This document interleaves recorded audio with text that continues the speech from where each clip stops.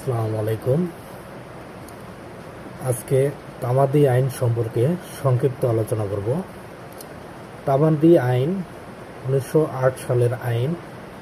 সর্বপ্রথম বিধিবদ্ধ আইনে পরিণত হয় 1859 সালে। সর্বপ্রথম কার্যকর হয় 1862 সালে।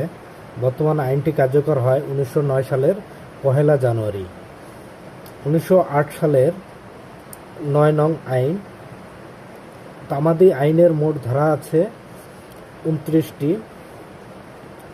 সর্বমোট ধারা হলো